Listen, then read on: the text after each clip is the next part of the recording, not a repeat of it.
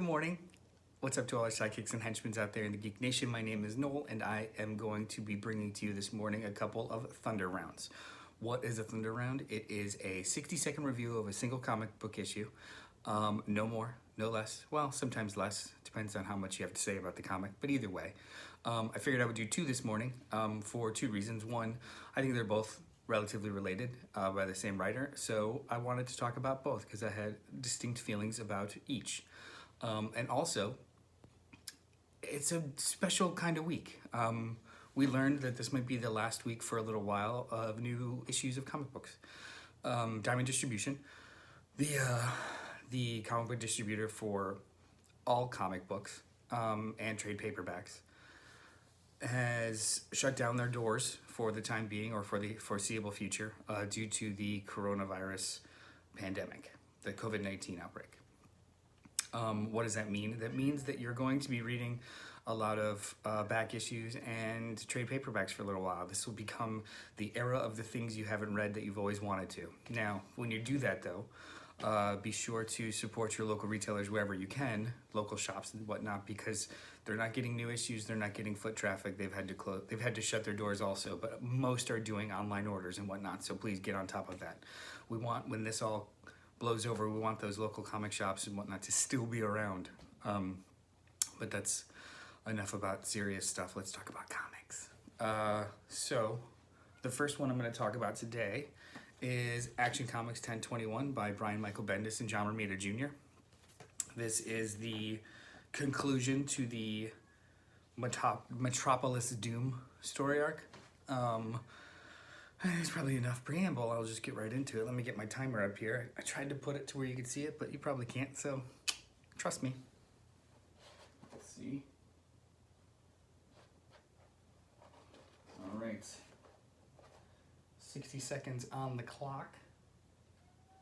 I'm gonna go. So, like I said before, this is the conclusion to the Metropolis Doom story arc. It has to do very much with Lex Luthor, transformed Lex Luthor, due to Year of the Villain and his Justice and his Legion of Doom attacking Metropolis to lure out Superman, and they just decimate most of the city. One of the cliffhangers in this story arc was that they brought in Leviathan, who is the new villain that Bendis created. John Romita Jr.'s art is as good as it usually is. I'm a fan of it. I know some people aren't. He's got a very blocky and chunky style, but it's fun comic booking to me. I've got a lot of good memories associated with it, so I usually don't have issues with it. There is a such thing as like kind of sloppy Romita Jr. and some great Romita Jr. This is somewhere in between. It's a good issue. What I don't appreciate about this issue is we're into like Avengers level. I'm out. Yeah.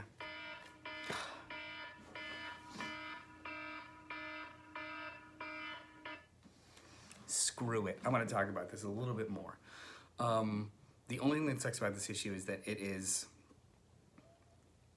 a little too late. Not because the scheduling was off, it's just because Bendis has been handling 3 or 4 different books, all of them kind of touching on the same topics or the same events.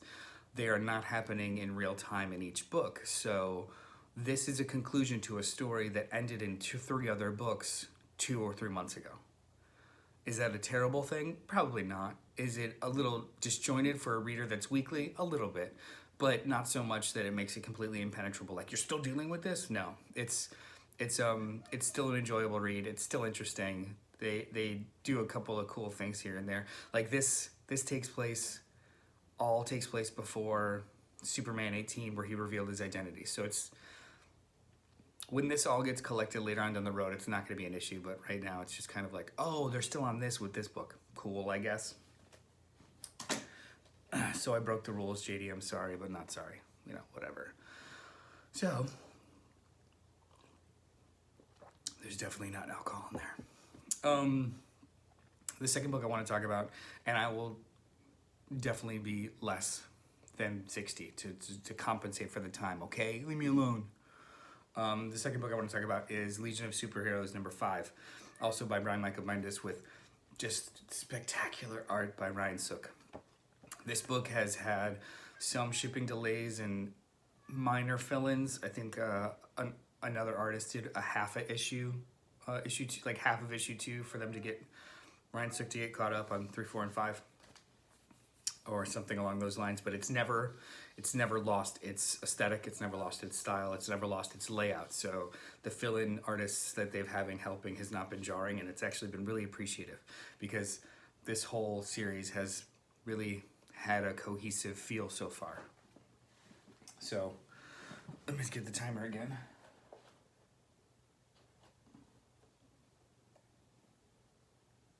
And we go. So number 5. I have been enjoying this series all the way through, but I have to be completely honest, I am not a Legion fan, or I'm not a storied Legion reader. So I do not have the frames of reference that this issue talks about a lot, or these issues have been talking about a lot. The fact that they will toss characters and ideas out, and it's a reference, or at least a spiritual reference to something that happened in 4 or 5 other series of the Legion, which is an interesting book in of itself. Every time that DC has rebooted, it's been a completely different Legion, which is weird and not sustainable.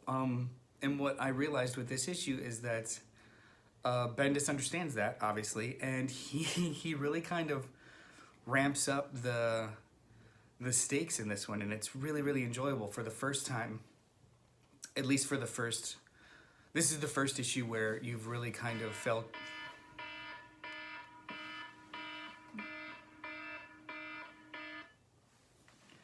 I'm not good at this. Either way, it's fun. Read these issues. If you like the Superman stuff, if you don't despise Bendis, because some people do for some reason, whatever. These are really, really fun. I would definitely pick up a Legion of Superheroes. It is a interesting book, but it is. And it definitely needed 2 to 3 issues to really kind of settle in, because there are dozens of characters, which is a good thing or a bad thing, but this is definitely going to be a good trade to pick up if you haven't been getting it in issues. I think that's it. I shouldn't belabor this any longer. Nobody else wants to see my face or my books. I will talk with the guys, and we're going to keep creating content and keep podcasting. It's just we won't have new issues every week, so we'll figure something out. Either way, support your local comic shops. Like and subscribe to the podcast, which is the Cult Pop Go networks at cultpopgo.com, and our Facebook stuff, our Facebook feeds, our Twitter. Just come and say hello. We engage a lot. Or if you want to at me, it's at Mr. Bartocci, MRBARTOCCI. Share your unsolicited opinions. I appreciate that. Either way, thank you so much, and I will talk at you later. Bye.